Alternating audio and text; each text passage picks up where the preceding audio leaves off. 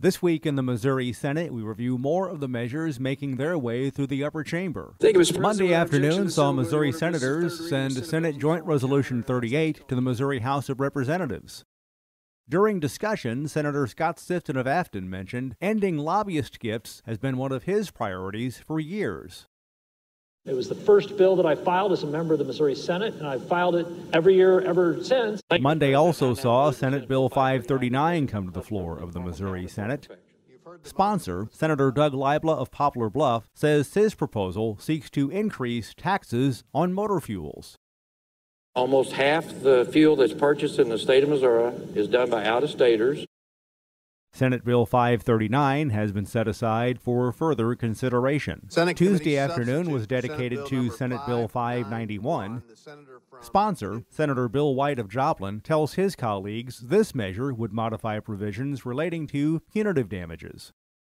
The major bill which I am responsible for in this, it's the underlying bill.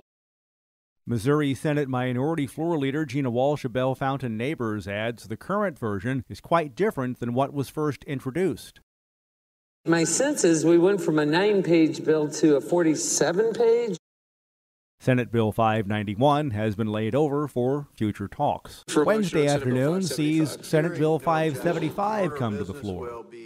Sponsor, Senator Bill Eigel of Weldon Spring, says this measure would establish procedures for a claimant in an action for damages due to asbestos exposure to disclose claims filed with an asbestos trust, without infringing on the rights of victims or defendants. During discussion, Senator Walsh said she's been concerned about asbestos for years. There's only one way you can get this disease. It's by exposure to asbestos. Senate Bill 575 has been set aside for future discussion. Wednesday also sees time spent on Senate Bill 600.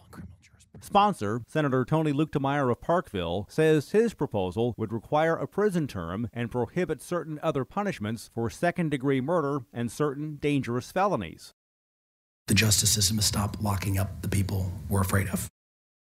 During the Missouri Senate Judiciary and Civil and Criminal Jurisprudence Committee hearing on the bill, Senator Carla May of St. Louis tells the sponsor to take the recidivism rate into account.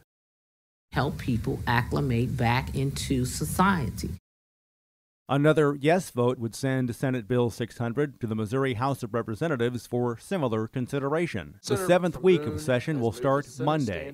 And remember, you can follow these and other issues facing the Missouri Senate by visiting our website, senate.mo.gov.